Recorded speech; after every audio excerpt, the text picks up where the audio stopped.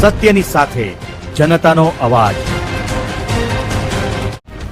આપ જોઈ રહ્યા છો 24 ન્યૂઝ નેટવર્ક। તાજા સમાચાર, ઝડપી અપડેટ અને સચોટ માહિતી 24 ન્યૂઝ નેટવર્ક સમાચાર સૌથી પહેલા। વાવ તાલુકાના મોરીખાના એસટી વિસ્તારમાં વિકાસની અવગણનાનો આક્ષેપ, સ્થાનિક તંત્ર અને ધારાસભ્ય સામે કોંગ્રેસની નારાજગી। વાવ થરાદ જિલ્લાના મોરીખા ગામના અનુસૂચિત જાતિ વિસ્તારમાં વર્ષોથી પૂર્વ સંરક્ષણની કામગીરી અધૂરી રહેતા સ્થાનિક તંત્ર અને વિસ્તારના ધારાસભ્ય સામે કોંગ્રેસે ગંભીર પ્રશ્નો ઉઠાવ્યા છે।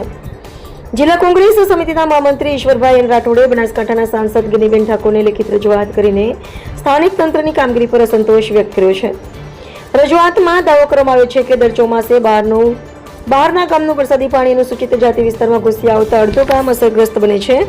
વર્ષ 2015 અને 2017માં આવેલા ભારે પૂરના કારણે અનેક પરિવારોને લાંબા સમય સુધી સ્થળાંતર કરવું પડ્યું હોવા છતાં આજ દિન સુધી પૂર્વ સંરક્ષણની દિવાલનું કામ પૂર્ણ કરવામાં આવ્યું નથી।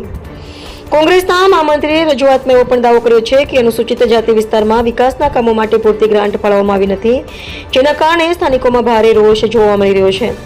તેમણે સ્થાનિક તંત્ર અને વિસ્તારના ધારાસભ્યોની કામગીરી સામે સવાલ ઉઠાવી બાકી રહેલી સંરક્ષણ દિવાલ માટે ₹7 લાખની ગ્રાન્ટ તાત્કાલિક મંજૂર કરવાની માંગ કરી છે। રજૂઆતમાં ઈશ્વરભાઈના ઘરથી ગગાભાઈના વાડા સુધી દેવળી રોડ અને રામાપીર મંદિર સામે સંરક્ષણ દિવાલ માટે ₹5 લાખ તેમજ રામાપીર મંદિર પાસે બાકી રહેલા કામ માટે ₹2 લાખની માંગ કરવામાં આવી છે।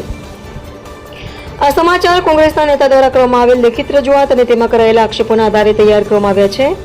સ્થાનિક તંત્ર તથા સંબંધિત ધારાસભ્યોનો પ્રતિભાવ ઉપલબ્ધ થાય તો તેને પણ પ્રકાશિત કરવામાં આવશે। અહેવાલ રાણાભાઈ પારેગી, થરાદ।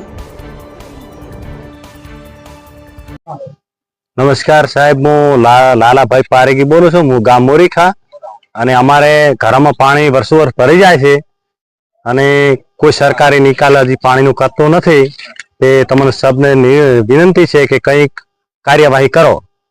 અને અમારા છોકરા નાના નાના ભણવા પણ જઈ શકતા નથી, પછી અમારે કામે જવું, મજૂરી જવું હોય તો જઈ શકતા નથી। ખૂબ પરિસ્થિતિ છે સાહેબ, અને ઘરમાં અત્યારે પાણી પડ્યું છે। મહેરબાની કરીને કંઈક એનો નિકાલ પાણીનો કરો અને તળાવ કને ઘર છે અમારા નિકાલ થાય, આટલી સરકારને વિનંતી। હું પહોંચ્યા અર્થવી પારેગી ગામ મોરીખા। અમારા 100 ઘર છે દલિતોના, બધા પાણીમાં ડૂબશે, ખાર આવી ગયા છે, છતાં કોઈ તંત્ર તપાસ કરવા આવતું નથી। બરાબર, આવતા વર્ષનું પાણી 1 વર્ષ થઈ ગયો, પાણીનો કોઈ નિકાલ થયો નથી। શું માંગ છે તંત્ર જોડે કે અમારા પાણી નિકાલ કરે અને અમારા મકાન સંરક્ષણ દિવાલ લાવી આપે। કોઈક સારી રીતે કરે તો અમે રહી શકાય। કેટલો ખાર આવેલો છે? ખાર પૂરેપૂરો આખી જમીન ઘર પડે એમ છે। આ ખાર આમ નામ રહેતો પછી મકાન નું શું થાય? એમ મકાન પડી જાય એમ છે।